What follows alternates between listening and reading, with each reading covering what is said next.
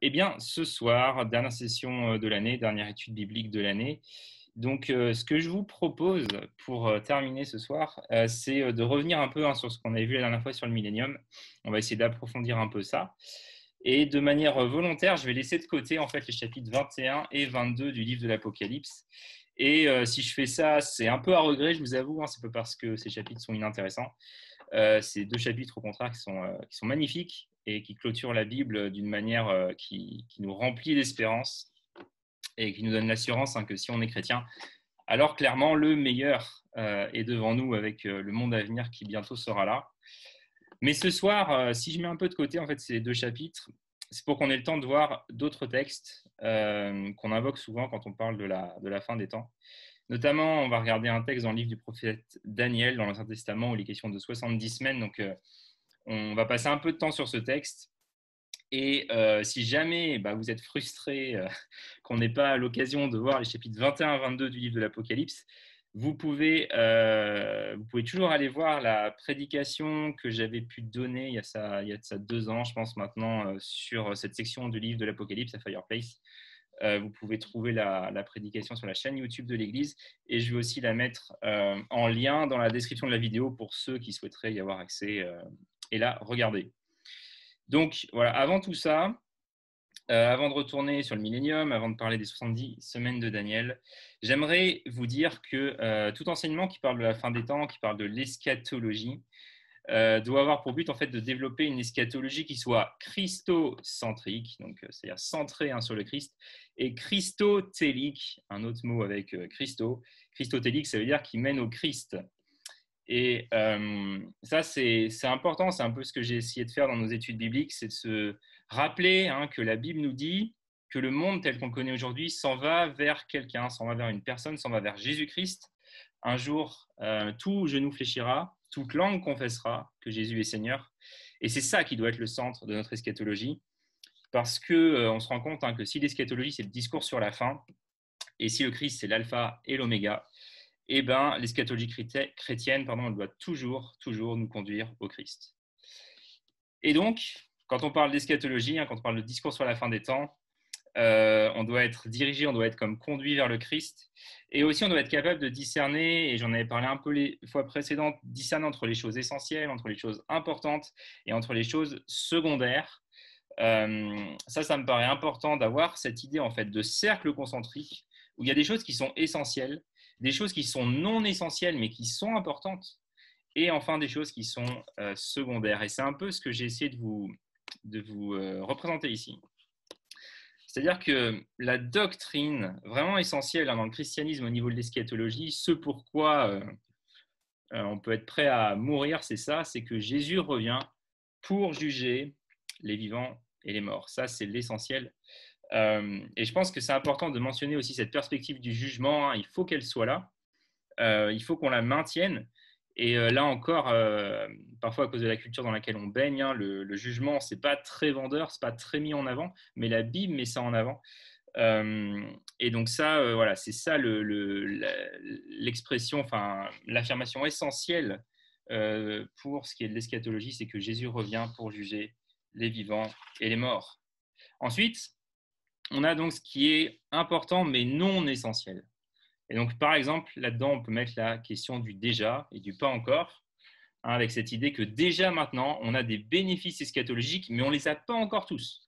Il y a encore le gros du paquet qui est à venir. On n'a pas tout eu maintenant, et c'est important de concevoir cette distinction-là, parce que si on ne l'aperçoit pas, en fait, on risque d'être amené à faire beaucoup d'erreurs.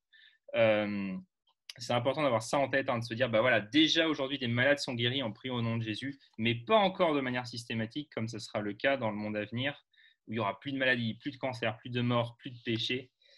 Et voilà, c'est une doctrine, on va dire, importante, mais en tout cas non essentielle. Et ce qui est secondaire, par exemple, c'est la question du millénium.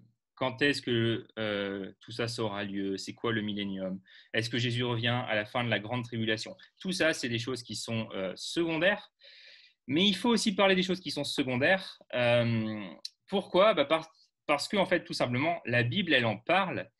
Et si en tant que chrétien, on ne parle jamais de ces choses, si on ne parle jamais du millénium, si on ne parle jamais des 70 semaines de Daniel, si on ne parle jamais de la grande tribulation, c'est peut-être qu'en fait, on se croit un petit peu plus sage que le Saint-Esprit.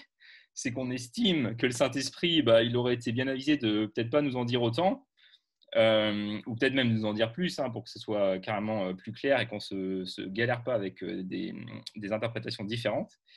Mais voilà, en tout cas, si le Saint-Esprit a jugé bon de nous parler du millénium, de nous parler de 70 semaines, il faut qu'on en parle. Si c'est dans notre Bible, il faut qu'on réfléchisse sur ça parce que toute l'Écriture est inspirée de Dieu, utile pour notre édification et pour notre transformation.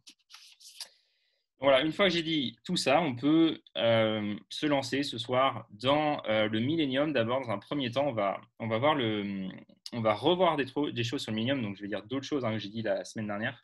Donc, un rapide historique sur le millénium. Chez les pères de l'Église, il va y avoir un débat. Dans les premiers siècles, il va y avoir un débat. Certains vont exposer un règne millénaire de 1000 ans, donc le prémillénarisme, et d'autres vont avoir plutôt une interprétation spirituelle du règne des 1000 ans. Donc ça, c'est l'amillénarisme.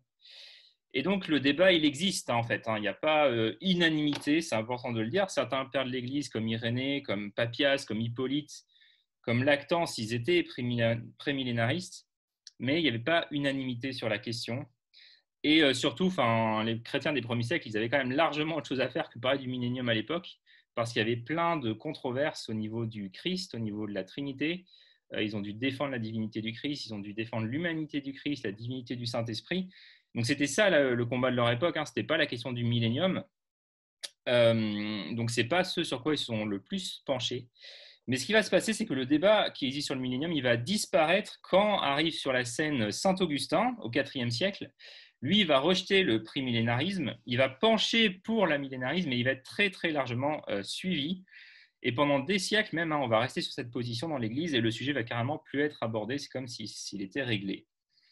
Et lors de la Réforme, on a Martin Luther, on a Mélenchon, on a Calvin, ces réformateurs qui viennent. Et eux aussi, ils affirment l'amillénarisme. Et donc, finalement, historiquement, les protestants n'ont pas été prémillénaristes, mais ils ont insisté plutôt sur le fait que l'espérance chrétienne, c'était le retour du Christ et que ce retour serait suivi immédiatement du jugement final. Et en fait, on va devoir attendre le 19e siècle avec John Darby, qui va populariser l'interprétation prémillénariste dispensationaliste, qui va avoir beaucoup de succès dans les rangs évangéliques, mais beaucoup moins en fait dans les églises historiques, protestantes historiques, ou même dans les églises catholiques. Et donc, ce qui fait qu'aujourd'hui, on a des évangéliques qui sont partagés sur le sujet. Certains sont prémillénaristes, d'autres sont amillénaristes. Mais dans les autres grandes familles du christianisme, comme le catholicisme ou le protestantisme historique, c'est l'amillénarisme qui l'emporte plus largement. Et je dis tout ça en fait pour répondre à la question qu'Éloïde m'avait posée la dernière fois. Donc juste sur cette question du millénium, après avoir fait un historique rapide, je voudrais juste réattirer votre attention sur le fait qu'on a des biais sur cette question. Et que quand on lit l'Écriture, on fait toujours face à un risque en fait. On est toujours tenté d'imposer au texte notre conception de Dieu, nos idées préconçues, parfois mal équilibrées sur qui Dieu est, sur comment il agit. On est toujours tenté d'interpréter notre texte en fonction de notre expérience chrétienne, pastorale ou professionnelle. Et je vous l'avais dit la dernière fois, mais c'est d'autant plus le cas en fait sur un sujet comme celui-là, parce que le contexte dans lequel on évolue, ça joue grandement sur l'interprétation du millénium d'Apocalypse 20. Et je pense que vous vous rendez compte que c'est assez difficile pour nous, Français, vivant au XXIe siècle, quand on regarde notre société, de croire que le diable est lié, quand on voit toute la séduction, toutes les fausses idéologies qui peuvent imprégner notre société. Mais si on vivait à l'époque du règne du Pays de Galles, si on vivait à Azusa Street au début du XXe siècle, si on vivait à l'époque où l'Empire romain adopte le christianisme comme religion officielle, en fait, naturellement, ça nous amènerait à pencher vers le liman du diable. Et donc là, on est ramené à une règle d'interprétation fondamentale, vraiment très importante de la Bible, c'est que c'est par la Bible qu'il faut interpréter la Bible. C'est par la Bible qu'il faut interpréter la Bible. Ce n'est pas via notre expérience, via nos lunettes culturelles. Je sais que vous le savez, mais je le rabâche. C'est important d'avoir des textes, quand ils sont un peu obscurs dans la Bible, de les interpréter à partir de textes bibliques clairs. Et c'est pour ça que la dernière fois, je vous avais proposé de lire en parallèle Apocalypse 20 et 2 Thessaloniciens 2. Et il me semblait que les différents parallèles entre ces deux textes permettaient d'éclairer un peu la question du millénium et de trancher plutôt en faveur de l'amillénarisme. Et donc, voilà, j'aimerais vous proposer d'autres textes qui éclairent un peu notre texte d'Apocalypse 20. Et il y en a un, c'est l'homme fort, une question de l'homme fort qui est liée en Marc 3, verset 27. Et dans ce texte, en fait, il est dit que personne ne peut entrer dans la maison d'un homme fort et piller ses biens sans avoir auparavant lié cet homme fort. Marc 3, verset 27. C'était un texte que saint Augustin utilisait parce qu'il voyait dans la limitation de l'activité de Satan l'accomplissement de cette parole, en fait. Parce que dans le contexte de ce passage, il est question de Satan. Peut-être que vous vous en rappelez, hein, mais en gros, quelques versets avant, il y a les spécialistes de la loi qui viennent voir Jésus et qui disent « Mais non, mais c'est par le pouvoir du chef des démons qui chasse les démons ». Et Jésus leur répond bah, « Pas du tout, enfin, réfléchissez, comment Satan pourrait chasser Satan? S'il y a un royaume qui est déchiré, qui est en guerre civile, bah, il ne va pas subsister longtemps. » Et Jésus, il répond que s'il peut chasser les démons, en fait, c'est parce qu'il est venu lier, il est venu ligoter le chef des démons, il est venu lier, il est venu ligoter l'homme fort. Et puisque Jésus affirme qu'il est venu pour lier l'homme fort, hein, qui est unanimement compris comme référent au diable en Marc 3, bah, il faut conclure que Jésus a véritablement lié Satan lors de sa première venue. L'homme fort, hein, lié par Jésus dans ce texte, c'est le diable. Et ça, c'est assez intéressant parce que, en parlant du liement de l'homme fort, Jésus, il ne veut pas dire que Satan ne peut plus agir, mais il déclare simplement que Satan ne peut plus imposer sa domination démoniaque à sa guise, parce que Jésus libère des personnes de l'emprise des démons et que Satan ne peut absolument pas l'en empêcher. Et donc, hein, on voit qu'en Marc 3, le liement de Satan, ça ne l'empêche pas d'agir, mais ça a pour effet de limiter les actions du diable. Et c'était exactement la même chose qu'on a vu en Apocalypse 20. Si vous vous rappelez de ce que j'ai dit il y a 15 jours, hein, j'avais insisté sur le fait que Satan, il est enchaîné, il est jeté dans l'abîme afin qu'il ne trompe plus les peuples. Et ça ne veut pas dire donc qu'il ne trompe plus personne, mais ça veut dire qu'il est limité dans son action. Et c'est ça le liement du diable. Ce n'est pas qu'il ne peut plus rien faire, c'est qu'il est limité. Et c'est là, en fait, hein, aussi, je voulais vous inviter à vous mettre un peu dans la peau d'un juif du début du 1er siècle. Parce que pour lui, dans sa mentalité, dans ses croyances, les notions environnantes, elles sont complètement perdues. Elles sont idolâtres, elles n'ont pas la loi, elles ne peuvent pas connaître Yahvé, elles sont sous l'emprise de faux dieux, elles sont sous l'emprise de démons. Et ce juif du 1er siècle, il n'a pas non plus vraiment moyen de connaissance pour chasser les démons. Comment vous faites à l'époque pour délivrer une personne qui est tourmentée par un esprit mauvais? Il y avait des techniques. Et si vous lisez le livre de Tobie, qui est un livre apocryphe de l'époque, vous verrez que la technique préconisée pour chasser un démon, c'est de faire brûler le cœur et le foie d'un poisson devant l'homme ou la femme tourmenté par le démon. Et l'odeur de ce plat est censée faire fuir le démon. Donc bon, je pense qu'on peut légitimement douter de l'efficacité d'un tel traitement. Mais si je vous dis ça, c'est pour qu'on arrive à percevoir en réalité la nouveauté qui vient avec Jésus. Il se met à chasser des démons, il le fait en plus avec facilité, il ne fait pas des incantations de 10 km de long, ça ne dure pas des heures. En plus, ses disciples font pareil, ils lui emboîtent le pas. Et on voit dans les évangiles, les gens, ils hallucinent, enfin, ils n'en reviennent pas. Ils n'ont jamais vu ça. Ils n'ont jamais vu ça, ils sont stupéfaits. Tout comme c'est aussi la stupéfaction pour Pierre et les apôtres de voir que les païens acceptent un Messie juif et que Dieu les intègre au sein de son peuple. C'est vraiment, les boîtes explosent, enfin, les œillères un peu explosent, et c'est des changements qui sont incroyables, qui sont radicaux, et on a du mal à s'imaginer. Pour nous, combien c'était stupéfiant pour l'époque, parce que j'ai envie de dire, on est habitué à ça, on grandit dans des contextes où on a pu voir des délivrances se faire au nom de Jésus, où à l'église le dimanche, on est assis à côté d'Américains, de Français, de Marocains, de Britanniques, de Malgaches, d'Africains. Donc, ce n'est pas quelque chose qui nous choque, mais dans le contexte de l'époque, c'était vraiment une nouveauté importante. Et cette nouveauté, en fait, elle témoignait tout simplement de la victoire du Christ et de la limitation du pouvoir du diable, comme le dit Apocalypse 20. Alors, rapidement, je continue simplement en vous disant que on a une constante dans les écrits johanniques. Les écrits johanniques, c'est les écrits de l'apôtre Jean. C'est qu'on vous revoit encore et encore le thème de la victoire du Christ sur le diable. Il réapparaît très régulièrement. Dans l'Évangile, je vous ai cité Jean 12, 31 la dernière fois, hein, où il est dit que c'est maintenant que le jugement de ce monde, pardon, c'est maintenant que le prince de ce monde va être jeté dehors. En 1 Jean 3, verset 8, dans une des épîtres de Jean, Jean dit « Or, le Fils de Dieu est précisément apparu pour détruire les œuvres du diable. » Et donc, c'était précisément, selon Jean, le job du Christ de venir lier le diable pour libérer les captifs et faire advenir le salut d'Israël et des nations. Et dans l'Apocalypse de Jean, en fait, on parle beaucoup d'Apocalypse 20, mais il y a aussi Apocalypse 12. Je vous rappelle qu'en Apocalypse 12, on avait vu que le diable, qui trompe le monde entier, est précipité sur la terre suite à la mort, la résurrection et l'ascension du Christ.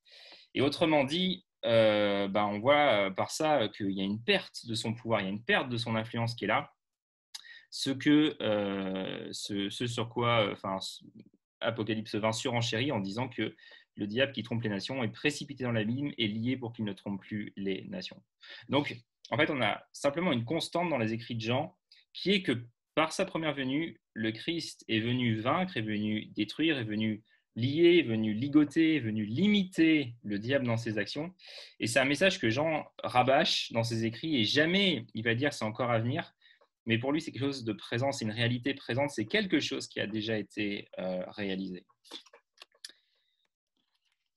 Et un point aussi que j'aborde rapidement, c'est qu'il me semble que le schéma plutôt millénariste, des prémillénaristes, ne semble pas totalement coller avec le reste du Nouveau Testament. Parce que quand on a le schéma prémillénariste en tête, on a l'existence de 3 âges, c'est-à-dire qu'on a le siècle présent, on a le millénium, puis on a l'éternité à venir. Et il me semble que le Nouveau Testament, dans son ensemble, présente plutôt 2 âges. Paul, il parle par exemple du siècle présent et du siècle à venir, c'est-à-dire l'éternité. Et la ligne de partage entre les deux dans ses écrits, c'est l'événement extraordinaire que constitue le retour du Christ. Et on peut prendre par exemple aussi, Jésus il donne l'exemple de la parabole du bon grain, de l'ivraie, et il nous donne tout un tableau de l'âge de l'évangile dans cette parabole du siècle présent. Et il dit, ce siècle présent va s'achever avec mon retour, que le bon grain, l'ivraie pousseront ensemble jusqu'à la moisson, jusqu'à la fin du monde. Et c'est à ce moment-là qu'aura lieu la séparation entre les enfants du diable, l'ivraie, et entre les justes qui sont représentés par le bon grain. Mais on voit que ce récit, en fait, il ne laisse pas véritablement de place à un millénium terrestre. Et donc, le temps dans le Nouveau Testament semble plutôt découpé, non pas en 3, mais en 2. Il y a le siècle présent et le siècle à venir. Il y a le monde actuel et il y a le monde à venir. Est-ce que ça va à peu près jusque-là? Si vous avez des questions ou des réactions, n'hésitez pas. Je vais juste aborder un dernier point sur le millénium. Un peu pour nous aider à réfléchir quand on interprète les prophéties de l'Ancien Testament. Parce que c'est vrai qu'il y a un texte dans l'Ancien Testament dont on pense qu'il est applicable, qu'il n'est pas applicable justement à l'état final, et donc il peut parler que du règne intermédiaire du millénium. Il peut parler que du règne terrestre de 1000 ans qui est encore à venir. Ce texte, c'est le texte d'Ésaïe 65, les versets 18 à 25, où il est question du fait que les gens mourront vieux, ils vont mourir à l'âge de 100 ans, et puis il y aura même des pécheurs dans ce texte.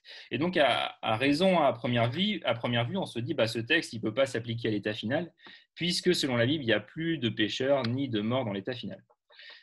Donc, la question à 1000 points maintenant, c'est est-ce qu'il faut attendre un accomplissement littéral d'absolument toutes les prophéties de l'Ancien Testament?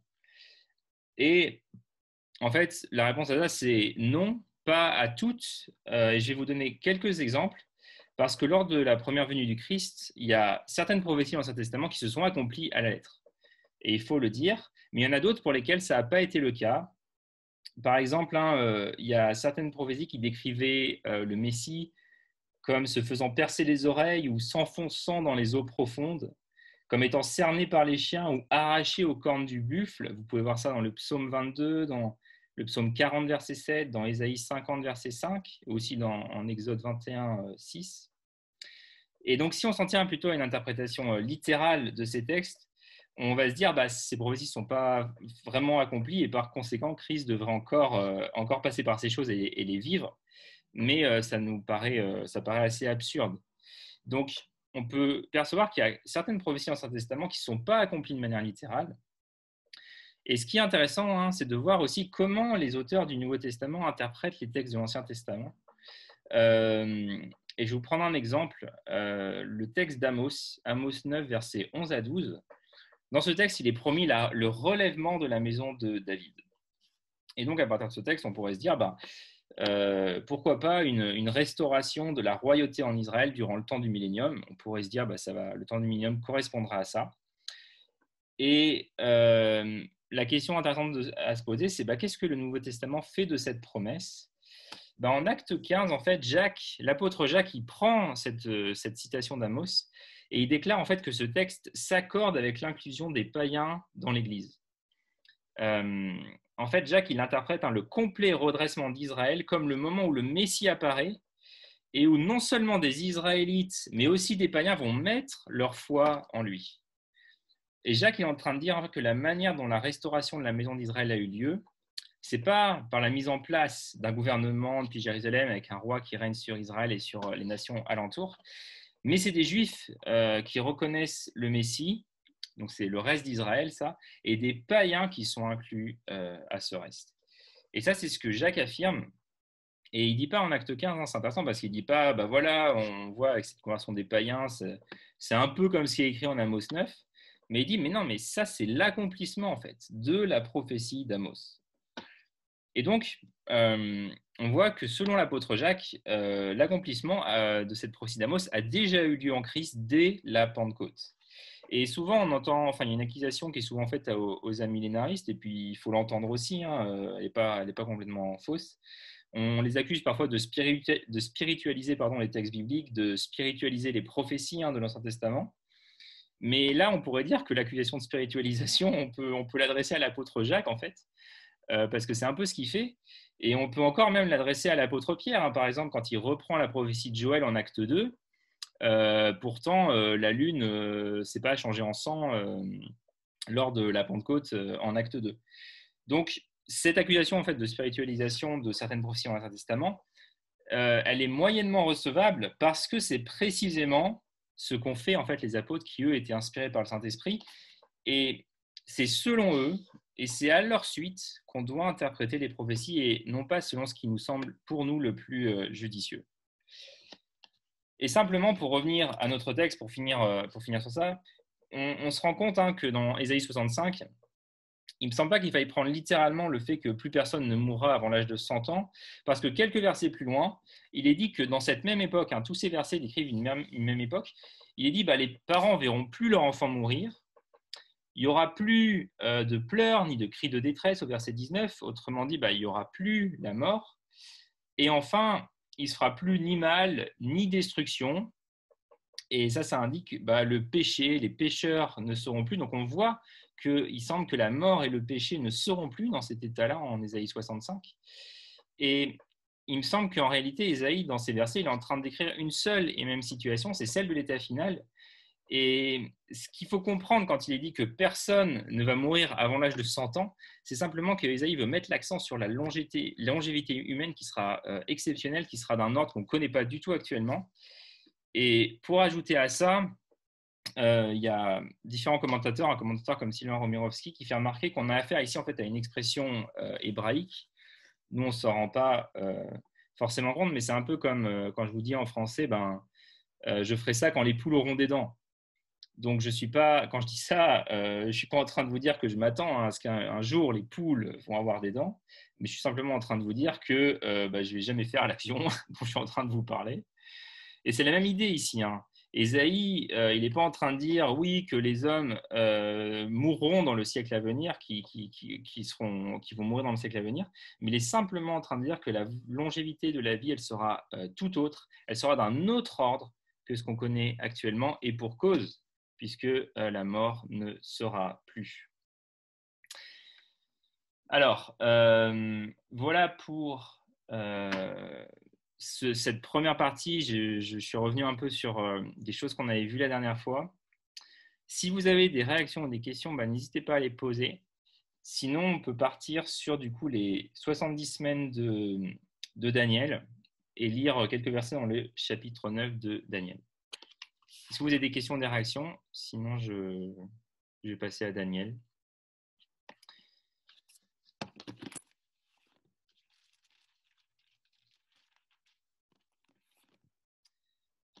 Vous n'êtes pas obligé d'être d'accord avec moi.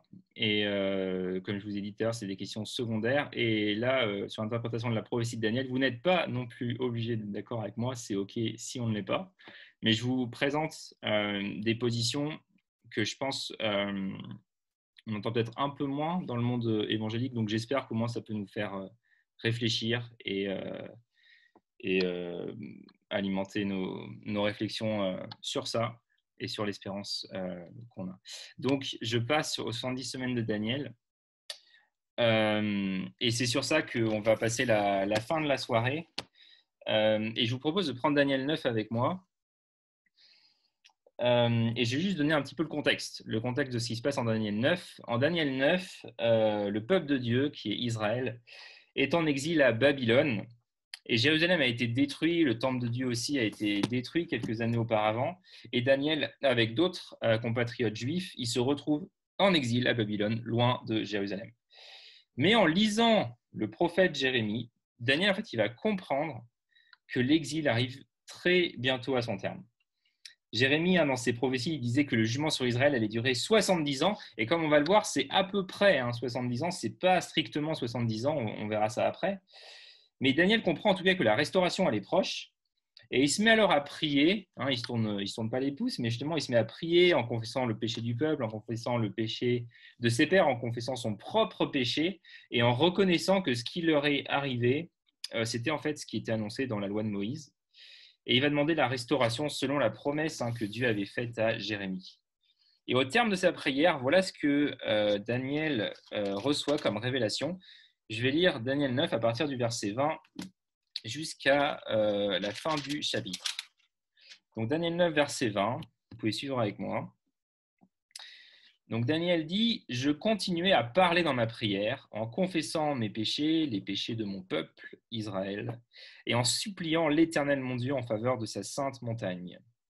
J'étais encore en train de prononcer ma prière quand Gabriel, ce personnage que j'avais vu dans une vision précédente, s'approcha de moi d'un vol rapide au moment de l'offrande du soir. Il s'entretint avec moi, me donna des explications en me disant « Daniel, je suis maintenant venu pour t'éclairer. Dès que tu as commencé ta supplique, un message a été émis et je suis venu pour te le communiquer, car tu es bien aimé de Dieu. Sois donc attentif à ce message et comprends cette vision. Une période de 70 septaines a été fixée pour ton peuple et pour ta ville sainte, pour mettre un terme à la révolte contre Dieu, pour en finir avec les péchés, pour expier les fautes, ainsi que pour instaurer une justice éternelle. Pour accomplir vision et prophétie et pour conférer l'onction à un sanctuaire très saint. Voici donc ce que tu dois savoir et comprendre. Depuis le moment où le décret ordonnant de restaurer et de rebâtir Jérusalem a été promulgué jusqu'à l'avènement d'un chef ayant reçu l'onction, il s'écoulera 7 septaines et 62 septaines. La ville sera rebâtie et rétablie avec ses places et ses fossés en des temps de détresse. À la fin des 62 septaines, un homme ayant reçu l'onction sera mis à mort, bien qu'on ne puisse rien lui reprocher. Quant à la ville et au sanctuaire, ils seront détruits par le peuple d'un chef qui viendra, mais sa fin arrivera, provoquée comme par une inondation, et jusqu'à la fin séviront la guerre et les dévastations qui ont été décrétées. Loin conclura une alliance ferme avec un grand nombre au cours d'une septaine, et à la moitié de la septaine, il fera cesser le sacrifice et l'offrande. Dans le temple sera établie l'abominable profanation, et cela durera jusqu'à ce que l'entière destruction qui a été décrétée s'abatte sur le dévastateur. Voilà, je m'arrête ici dans la lecture. Alors, il y a une interprétation qu'on connaît relativement bien dans nos milieux évangéliques, qui provient de Darby à la base et de la théologie dispensationaliste, et qui va dire que les 69 premières semaines sont déjà passées. Donc là, on a vu 70 semaines, les 69 premières sont déjà passées. Et la 70e, par contre, elle est encore à venir. Et aujourd'hui, on est dans le temps des nations, dans le temps des païens. Mais à un moment donné, l'horloge des 70 semaines va repartir. Et là, on va rentrer dans la période vraiment finale de l'histoire, qui durera 7 ans, et durant laquelle le peuple juif va venir à Jésus. Mais ce peuple juif, en fait, ainsi que l'Église, si jamais elle est pas enlevée entre-temps, eh ben, connaîtra une persécution terrible de la part de l'Antéchrist, notamment dans les 3 dernières années et demie de la 70e semaine de Daniel. Alors peut-être que c'est une interprétation que vous connaissez de ce passage, peut-être d'ailleurs que c'est celle que vous adoptez. Je ne vais pas défendre celle-ci aujourd'hui et je vais vous expliquer bien sûr pourquoi. Et puis vous pourrez vous faire une idée à partir de ce que je dis. Mais il me semble déjà que en fait, le procédé qui va consister à séparer la 69e semaine de la 70e par un intervalle de temps très long, bien plus long même, à lui seul que toute la durée des 70 semaines, c'est un peu difficile de le justifier parce qu'on voit que Daniel il fait 2 coupures dans sa vision, puisque les semaines sont divisées en 3 périodes. Donc vous avez ici les 3 périodes. Je vous fais la vue d'ensemble de 70 semaines. Vous avez 7 semaines, c'est la première période, 62 semaines et une dernière période de 1 semaine. Et tout le monde est OK pour dire que la période des 62 semaines, elle succède à la première période des 7 semaines sans qu'il y ait aucune interruption dans le temps. Et le fait que Daniel les sépare, ça signale simplement un événement important dans l'histoire d'Israël. Et cet événement, c'est la restauration en fait de Jérusalem sous la conduite d'Esdras et de Néhémie. On a ça dans les livres qui portent leur nom d'ailleurs. Et cette restauration, elle a lieu au bout de 7 semaines. Mais il n'y a pas d'interruption en réalité entre les 7 premières semaines et les 62 suivantes. Et de même, c'est difficile de voir qu'il y aurait une interruption entre la 69e semaine et la 70e. Et si Daniel il propose une coupure, en fait, c'est tout simplement pour marquer un autre événement qui est riche de conséquences, lui aussi, comme on va le voir. Et cet événement, en fait, c'est l'apparition de Jésus-Christ. Alors, une question qu'on peut se poser, c'est quand est-ce que débutent ces 70 semaines de Daniel? Alors, au verset 25, il est dit qu'elle débute au moment où le décret David, ordonnant de restaurer. David, Ah oui, pardon. apparition de Christ, ça veut dire quoi? Ça veut dire naissance de Christ, début du ministère de Christ, ça veut dire quoi? Eh bien, très bonne question. Tu vas voir la réponse dans les minutes qui viennent. Très bien. Oui, oui, ça fait un peu apparition fantomatique, mais non, non, c'est c'est plus précis que ça. Tu vas voir, je vais y venir. Ouais. Je vais y venir. Euh, alors, oui, pour quand est-ce que débutent ces 70 semaines? Donc, au verset 25, il est dit qu'elle débute au moment où le décret ordonnant de restaurer et de rebâtir Jérusalem a été promulgué. Voilà le point de départ de nos 70 semaines, selon le verset 25. Et donc maintenant, toute la question, c'est de quel décret il s'agit. Et ce décret, on peut être assez sûr qu'il va en être question dans la Bible, puisque je vous ai rappelé tout à l'heure que la Bible interprète la Bible et que Dieu ne nous laisse pas nous dépatouiller tout seul dans notre galère, mais il nous donne les réponses à ça dans sa parole. Alors, il y a eu plusieurs propositions. Certains ont estimé qu'il s'agissait du décret d'Artaxerxès. On trouve ce décret en Esdras, chapitre 7. Mais quand on regarde le décret, en fait, il n'y a aucun ordre de restaurer ou de rebâtir Jérusalem comme c'est annoncé dans le verset 25 de Daniel 9. Et en fait, on a un autre décret dont il est question dans la Bible, et c'est le décret de Cyrus. Et c'est ce décret-là, en fait, qui est le point de départ de nos 70 semaines. Ce décret, il est publié en 539 avant Jésus-Christ, et il va autoriser la reconstruction de Jérusalem et du Temple. Je vous ai mis les références ici.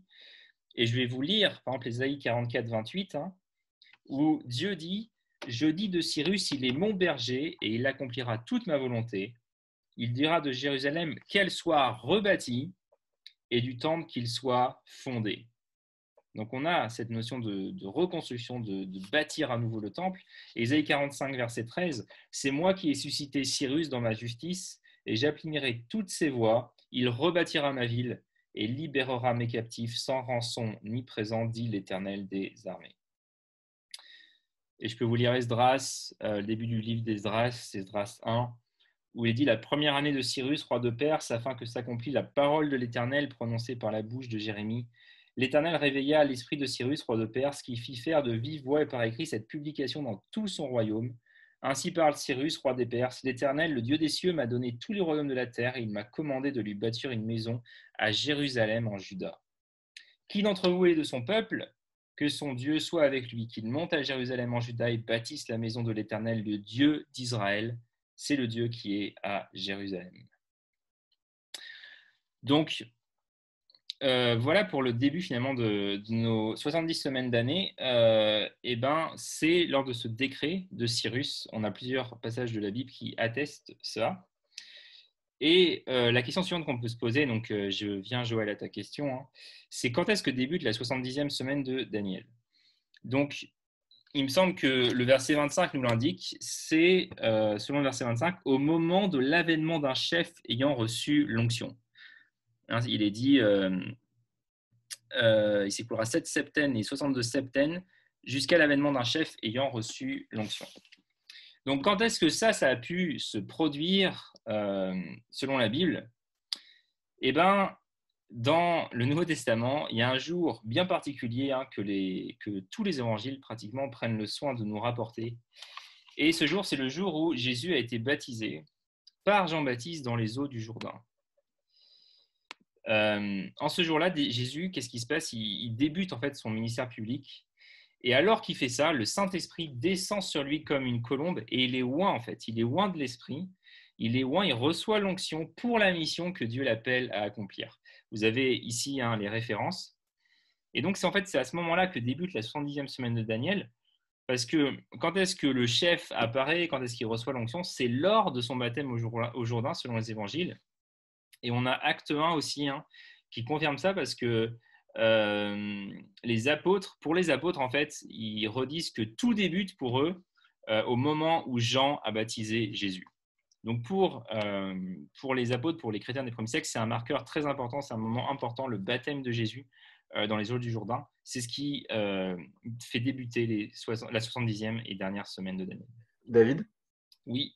Ce qui te fait dire que c'est ça le début de la dernière semaine, c'est le fait que ce soit le début du ministère de Christ, ou c'est le fait que les calculs, les calculs depuis le décret de Cyrus, alors je n'ai pas la date, mais te donnent qu'en gros, le décret de Cyrus plus 483 ans arrive à 30. On va dire ça comme ça. Ouais, en fait, non, en fait, ça marche pas quand tu fais le calcul. Je vais revenir sur ça après. Ça marche pas. Donc moi je pense que c'est plus symbolique, c'est pas forcément à prendre de manière littérale, mais je vais revenir sur ça justement. Et ce qui me fait dire ça en fait c'est les données bibliques, c'est essayer de répondre à quand il est parlé du fait qu'un décret doit être promulgué, voir dans la Bible lequel ça peut être, et quand il parle d'un chef qui vient et qui a reçu l'onction, à quel moment ça peut apparaître? Il semble que c'est lors du baptême de Jésus que ça colle le plus en fait. Voilà, donc là, j'ai essayé de faire ça en dehors de tout calcul, tu vois. J'ai une question complémentaire. Vas-y. Est-ce qu'il n'y a pas d'autres moments, est-ce que là tu nous donnes des arguments pour le baptême de Jésus, mais est-ce qu'il n'y a pas d'autres moments pour lesquels on pourrait trouver des arguments ou qui pourraient, ou je sais pas, par exemple que certains commentateurs pensent à des événements, parce qu'il y aurait, je sais pas, il y a plein de moments dans la vie de Jésus il y a certainement d'autres moments pour lesquels on pourrait trouver des arguments. Tu penses à l'un en particulier, Julie, quand tu dis ça? Ou quelqu'un pense à un autre en particulier? Non. Moi, je pense à la Pentecôte, à l'Ascension. Ouais. On pourrait faire la Transfiguration. Enfin, je veux dire, on pourrait trouver plein de moments comme ça. Donc, qui, d'un certain côté, lance une autre partie du ministère de Christ. Ouais. Donc, si l'argumentaire est sur l'argumentaire biblique de lancer de début de ministère, ceux-là se tiennent aussi d'un certain côté. À toi. Ouais. J'entends. Je pense qu'en fait, je vais revenir après sur le fait qu'il y a plusieurs. c'est quoi? Oui, c'est après, c'est dans la partie suivante. Je vais donner plusieurs exemples. Là, de ce que j'ai vu, les commentateurs sont plus sur le baptême de Jésus dans les eaux du Jourdain, parce que c'est vraiment quand même en fait, le moment où le Christ débute son ministère public, c'est à ce moment-là. Tous les moments dont il est question après, la transfiguration, la Pentecôte, enfin, il y a déjà des choses qui se sont passées. Et lors du baptême de Jésus, il y a quand même quelque chose de particulier qui se passe avec le Saint-Esprit qui descend sur lui comme une colombe. Donc, on peut voir cette onction, le fait qu'il reçoit l'onction pour sa mission à ce moment-là. Et tous les évangiles débutent avec ça, en tout cas les évangiles synoptiques. Après, il va dans le désert où il est tenté. Et après, il débute son ministère terrestre, en tout cas de manière publique. Donc, ça a l'air quand même d'être le point de commencement pour le Christ. Et quand les apôtres cherchent un nouvel apôtre justement pour remplacer Judas qui est mort, ils disent il nous faut quelqu'un qui a accompagné Jésus depuis le début en fait. Et depuis le début, c'est depuis le moment où Jean l'a baptisé dans le Jourdain. Donc pour les apôtres, le ministère de Jésus commence vraiment au baptême. Donc il y a un point marquant à ce moment-là. Ensuite, il est question qu'au terme des 70 semaines, il y a 6 choses qui devront être accomplies. Daniel, en fait, il prie pour la restauration de Jérusalem et du temple, mais l'ange Gabriel, ce qu'il lui annonce, c'est plus que la restauration du temple, en fait, plus que la reconstruction du temple. Il lui annonce l'accomplissement, en fait, du temple, c'est-à-dire que tout ce que le temple signifie, tout ce que le temple symbolise, que ce soit l'expiation, la rédemption des péchés, tout ça, ça sera accompli au terme des 70 semaines.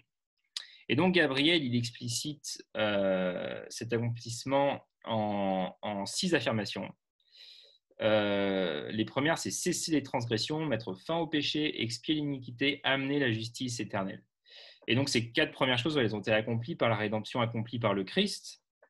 La victoire sur le péché a été remportée, l'expiation de l'iniquité a été accomplie, et le Christ est venu apporter une justice éternelle. Ça, c'est ce qu'on a en 2 Corinthiens 5, verset 21. Ensuite, il est dit que l'accomplissement, il y aura le fait que la vision sera scellée, donc sceller la vision et le prophète ou la prophétie. Donc là, il y a différents avis sur ce que ça veut dire, parce que le texte en hébreu, en fait, le texte de Daniel 9 n'est pas évident pour tout vous dire. Mais il semble qu'il soit question ici, par exemple, de sceller les révélations prophétiques. Et on pourrait voir ici une référence à ce que vont faire les apôtres quand ils vont mettre par écrit tous les enseignements qui correspondent à la révélation prophétique que va amener le Christ. C'est ce qui va nous donner l'Écriture sainte, c'est ce qui va nous donner la Bible sur laquelle l'Église va baser sa foi et sa pratique. Et voilà, à ces révélations-là, on sait qu'il n'y a rien sur la Bible à ajouter ou à retrancher. Et donc, c'est dans ce sens-là qu'on pourrait comprendre sceller la vision et le prophète. Et il y a oindre le Saint des Saints. Et là, il y a plusieurs interprétations possibles, puisque la question, en fait, c'est de quoi il est question quand on parle du Saint des Saints. Est-ce qu'il est question du lieu très saint, du temple de Jérusalem, ou est-ce qu'il est question du Christ, qui est le Saint de Dieu, en fait, sur la terre, qui est le Saint des Saints, dans le sens où c'est lui le véritable tabernacle de Dieu sur terre. Et donc, certains vont dire, voilà, pour reprendre la discussion qu'on a eue juste avant, que ça se réfère au baptême de Jésus, qui a été oint du Saint-Esprit lorsqu'il a débuté son ministère public. Comme on l'a vu, voilà, le Saint de Dieu a été oint au Jourdain, et c'est comme ça que s'inaugure sa mission, la mission du Messie.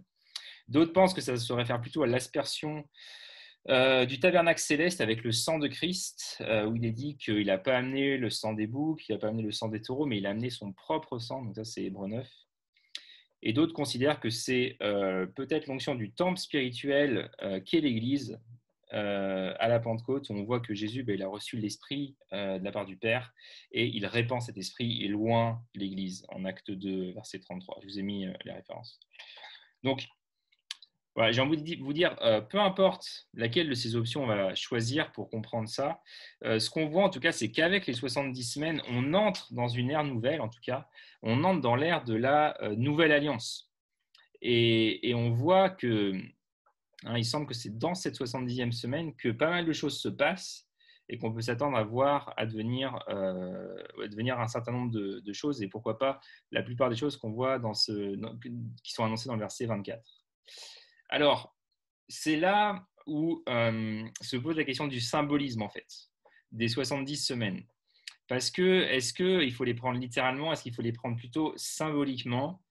En fait, ces semaines, déjà, ce n'est pas des semaines de jours, mais c'est des semaines d'années. C'est des semaines théologiques, on va dire, qui comptent chacune 7 ans. C'est-à-dire qu'une semaine, c'est 7 années. Et donc, comme on a 70 semaines, ça nous fait 70 fois 7 ans, c'est-à-dire 490 ans.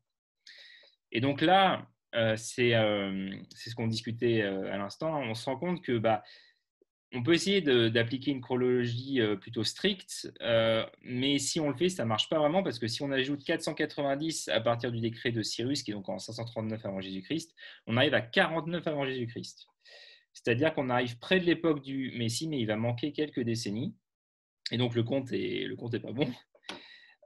Donc ça peut nous laisser penser qu'on n'est pas forcément dans une chronologie stricte, ou alors c'est que la date de départ n'est pas la bonne et il faut envisager une chronologie stricte.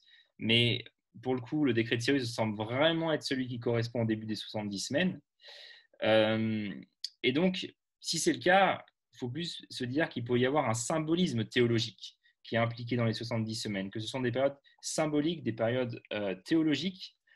Et dans les écrits apocalyptiques, dans les écrits, dans ce style d'écrit, on a des nombres symboliques. Je pense que vous avez, je vous l'ai dit, dans l'Apocalypse.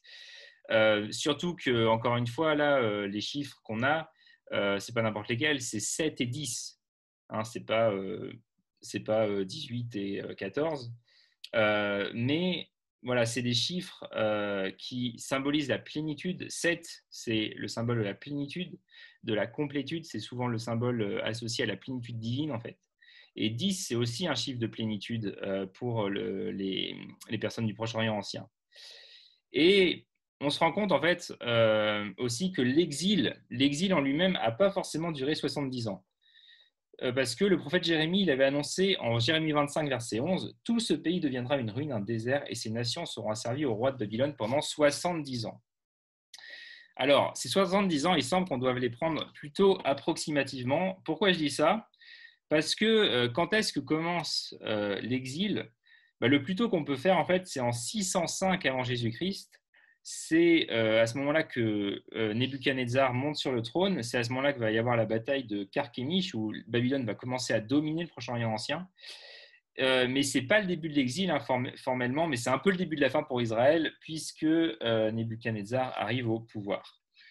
Mais quand on calcule de 605 à 539, ça nous fait pas 70 ans, mais ça nous fait 66 ans. Et surtout, l'exil, il semble commencer plutôt en 597, puisque c'est là où on a une première déportation à Babylone.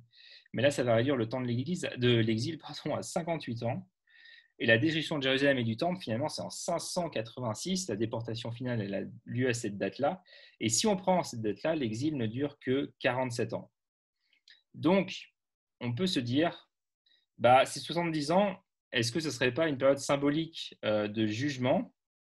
Et il me semble que c'était comme ça que, en tout cas, les gens dans le Proche-Orient ancien pouvaient comprendre cela. On a découvert, par exemple, une inscription d'Asharadon, qui était le roi d'Assyrie, qui disait que 70 ans, c'était une peine standard, une peine symbolique pour s'être rebellé contre un dieu. Donc, ça ne voulait pas forcément dire 70 ans au jour près, mais c'était un chiffre qui symbolisait la période de jugement courue par une personne ou par un groupe de personnes qui s'étaient révoltées contre un dieu. Donc, en tout cas, ce qui me semble le plus important de voir, c'est que après une période de jugement, après la période de jugement de 70 ans, il y a une restauration qui est promise. Et cette restauration, elle vient avec les 70 semaines. Le jugement dure 70 ans, mais la restauration, elle va venir après 70 semaines. Et là, on peut se demander, est-ce que nos 70 semaines, elles symboliseraient quelque chose? Et donc, je vous propose de voir dans ces 70 semaines de Daniel, en fait, 10 jubilés. 10 jubilés. Alors, je m'explique sur ça. C'est que dans la loi, Dieu avait donné à l'homme un repos de sabbat tous les 7 jours. Ça, on l'a plus ou moins en tête, mais ce qu'on a peut-être moins en tête, c'est qu'il avait aussi donné à la terre un repos tous les 7 années. Tous les 7 ans, la terre ne devait pas être ensemencée, le champ ne devait pas être ensemencé. C'était un temps de repos pour la terre, un sabbat en l'honneur de l'Éternel. Et dans la loi, Dieu avait même ajouté quelque chose, c'est qu'après 7 cycles de 7 années, il y avait le jubilé.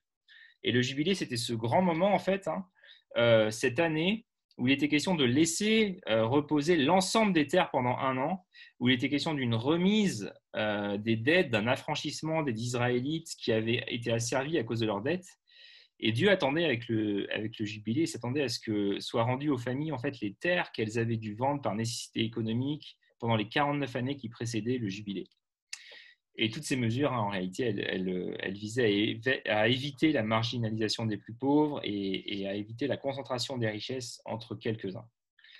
Je vous lis juste Lévitique 25, versets 8 à 12, où dans la loi, il est dit « Tu compteras 7 sabbats d'année, 7 fois 7 années, et les jours de ces 7 sabbats d'année feront 49 ans. Le 10e jour du 7e mois, tu feras retentir les sons éclatants de la trompette. Le jour des expiations, vous sonnerez de la trompette dans tout votre pays. Et vous sanctifierez la 50e année, vous publierez la liberté dans le pays pour tous ses habitants. Ce sera pour vous le jubilé. Chacun de vous retournera dans sa propriété et chacun de vous retournera dans sa famille.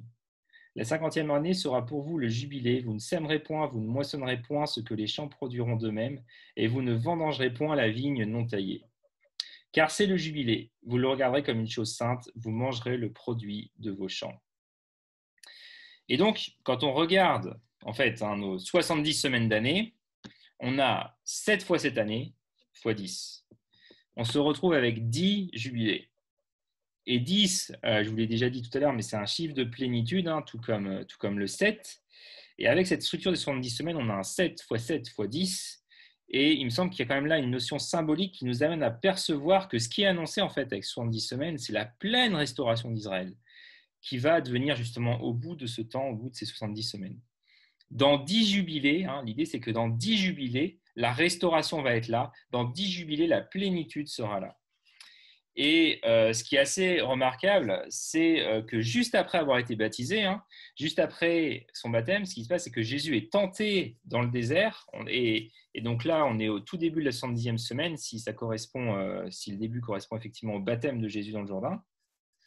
Et Jésus arrive à ce moment-là à la synagogue en Luc 4, et il lit la prophétie d'Ésaïe 61, et c'est la prophétie qui fait écho au jubilé. Et Jésus, il s'arrête dans sa lecture, et il s'arrête à l'affirmation de l'année de grâce de l'Éternel. Et il ajoute « Aujourd'hui, cette parole de l'Écriture que vous venez d'entendre est accomplie. » Et autrement dit, ça signifie que le temps est venu. Ça signifie que le temps est accompli, qu'on entre finalement dans l'année de ce 10e jubilé, dans le dernier jubilé, et que comme le dit Paul en Galates 4, lorsque les temps furent accomplis, Dieu a envoyé son Fils, né d'une femme et sous la loi, afin de racheter ceux qui étaient sous la loi. Et Jésus, il dit venir pour accomplir le jubilé en sa personne et en son œuvre. Et ce dont le jubilé était l'image, donc le repos, l'affranchissement, la restitution, tout ça, ça va trouver sa réalisation en Jésus. Et ce symbolisme des 70 semaines, je pense qu'il nous amène à saisir que la restauration pleine et entière d'Israël, elle est à venir en fait, au bout de cette période de temps. Et cette restauration, elle apportera à ceux qui en bénéficieront tout ce que représentait le jubilé pour les Israélites, c'est-à-dire le repos, l'affranchissement, la libération et la restitution. Donc, voilà, vous voyez que je pars sur une lecture plutôt symbolique de ces semaines de Daniel. Et vous avez le droit d'attaquer ça, bien sûr. J'attends vos remarques, il n'y a pas de souci. Mais ce qu'on peut regarder, c'est la suite du texte. Et je pense que peut-être ça fera naître aussi des questions et puis on pourra en discuter.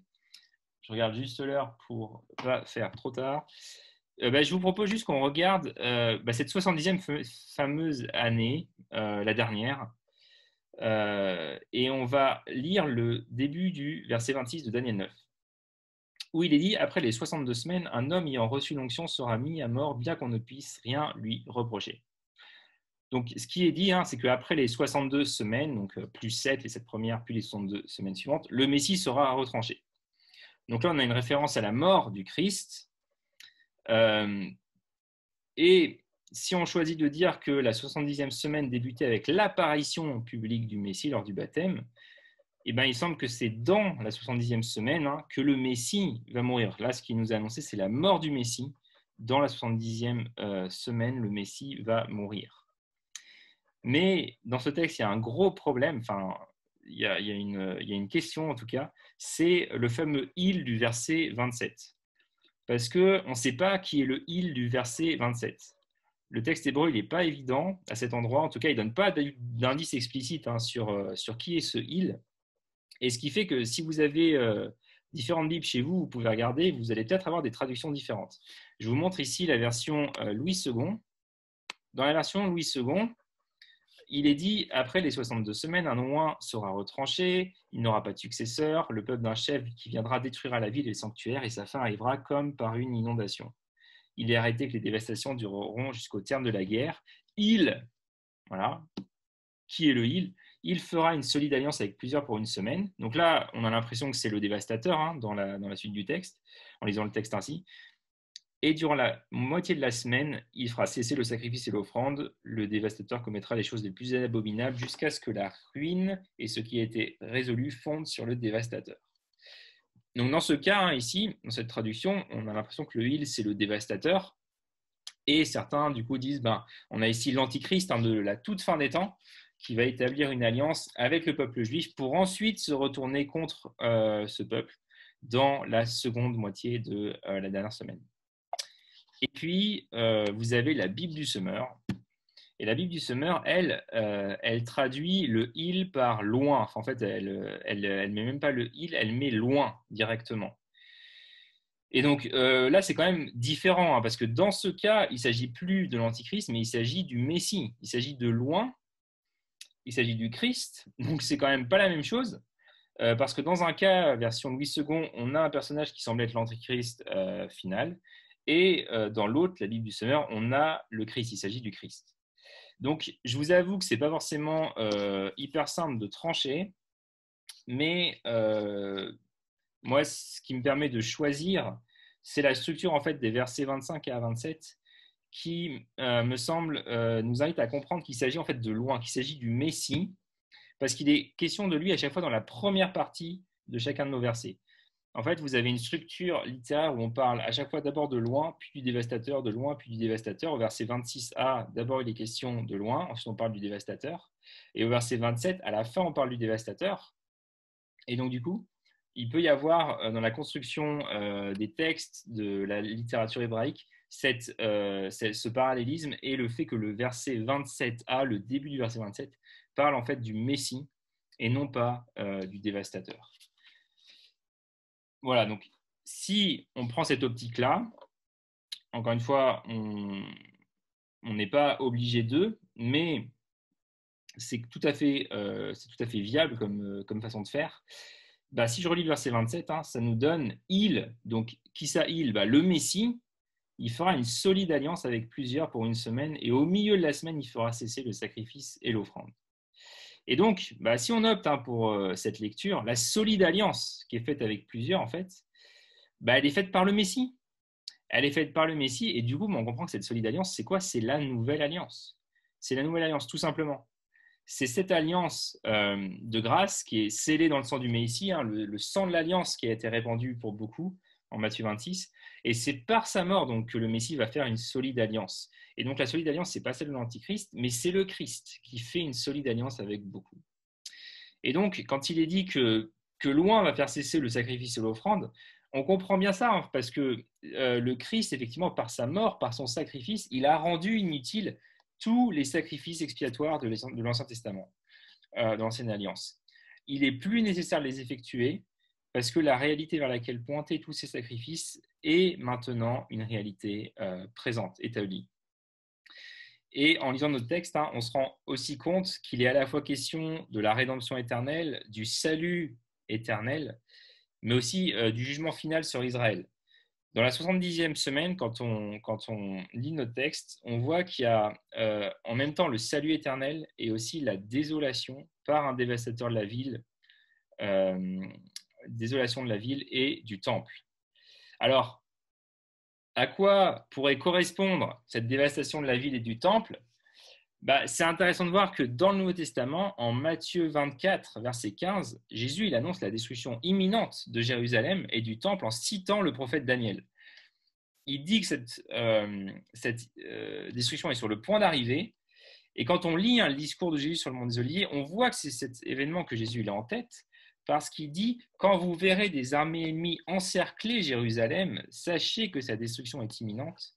Alors que les habitants de la Judée s'enfuient dans les montagnes, que ceux qui se trouvent dans Jérusalem s'empressent de sortir, que ceux qui seront dans les champs ne rentrent pas dans la ville, ces jours-là, en effet, seront des jours de châtiment où tout ce que disent les Écritures s'accompliront. » C'est Luc 21, versets 20 et 22.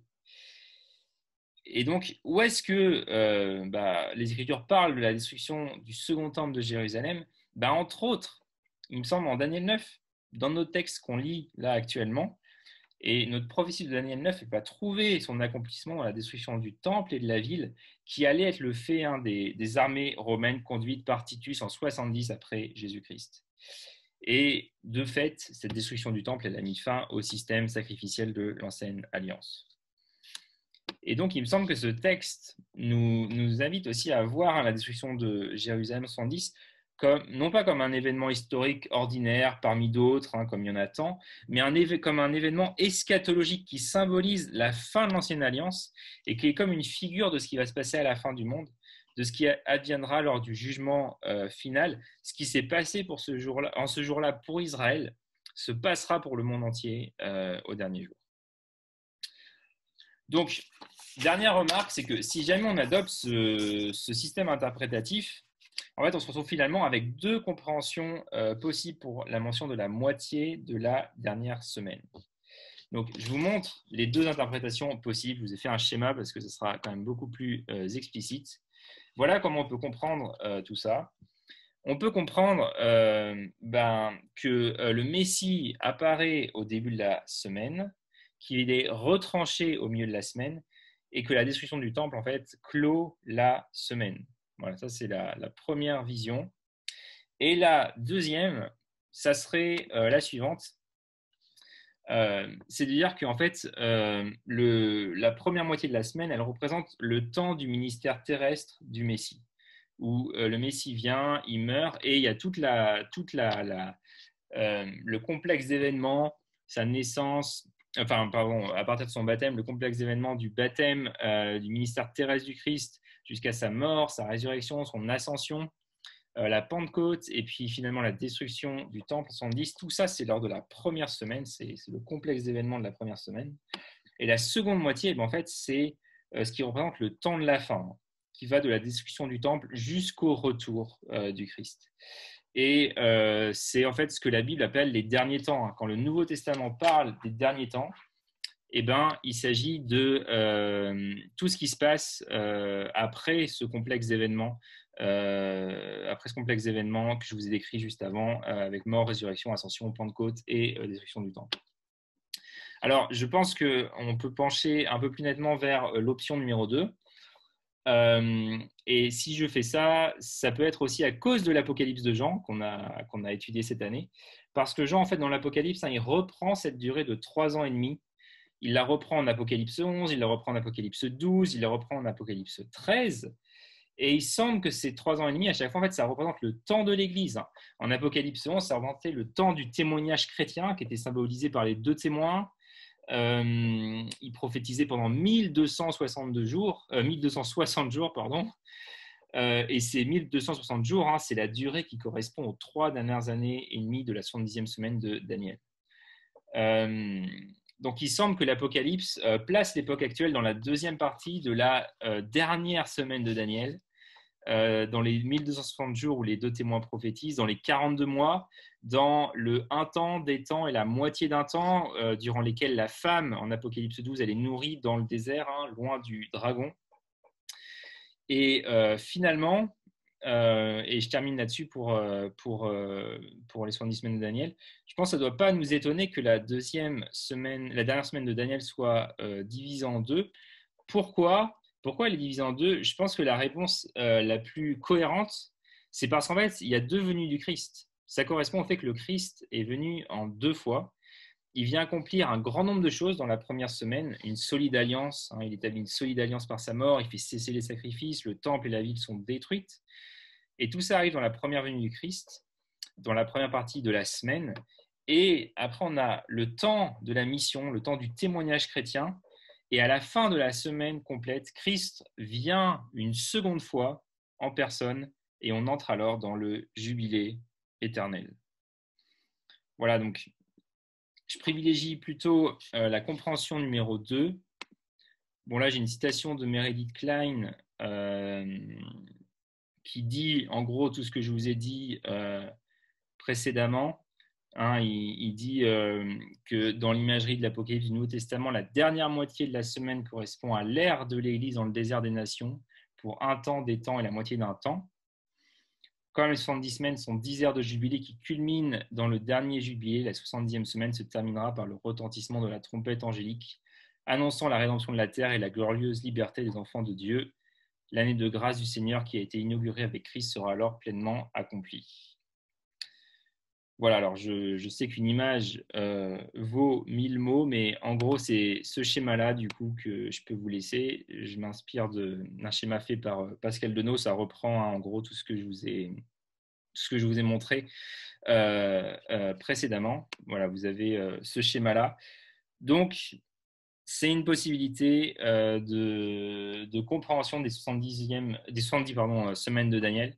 En tout cas, dans une perspective plutôt amillénariste, voilà ce qui peut être proposé. Et avant de prendre toutes vos remarques, questions et puis peut-être désaccord total sur la question, et puis on va voir ce qu'on fait avec ça, je vais juste conclure en fait tout ce qu'on a vu, conclure avec des derniers mots par rapport à cette étude biblique de cette année. Parce que je suis conscient que cette année, on a pu voir beaucoup de choses. Alors peut-être qu'il y avait certaines choses qui étaient nouvelles pour vous, peut-être pas tant que ça. Peut-être que vous avez été d'accord avec moi sur l'interprétation de certains passages et peut-être que sur d'autres, ce n'est pas du tout le cas. Et moi, ça ne me dérange pas tant qu'on est sur des questions secondaires. Il n'y a pas de souci pour ça. Mais j'aimerais terminer en vous rappelant que quand on parle d'eschatologie, quand on parle de la fin des temps, on parle d'espérance, on ne parle pas de désespoir, on ne parle pas de pessimisme. Et que l'eschatologie, quand elle est bien exposée, en fait, elle doit nous mettre, non pas dans l'inquiétude, mais dans la joie. Et c'est pour ça que l'Apocalypse a été écrit, c'est pour nous encourager, pour nous amener à persévérer jusqu'au bout dans notre marche. Et je conclus en vous disant que ce qu'on attend, et il me semble qu'on voit ça assez bien sur le schéma, c'est pas quelque chose, c'est pas un événement, mais c'est une personne, c'est le Christ. C'est lui qui est notre sauveur, c'est lui qui s'est donné pour nous à la croix, c'est lui qu'on attend, c'est lui que nos yeux verront un jour face à face. Et en ce jour-là, les choses ne seront plus comme avant, les premières choses auront passé, le péché, la mort, la maladie ne seront plus. Dieu fera toutes choses nouvelles et à ce moment-là, on sera avec le Seigneur pour toujours. Et c'est ça l'espérance chrétienne et c'est ça vers quoi l'eschatologie doit nous amener, vers l'attente de la personne du Christ.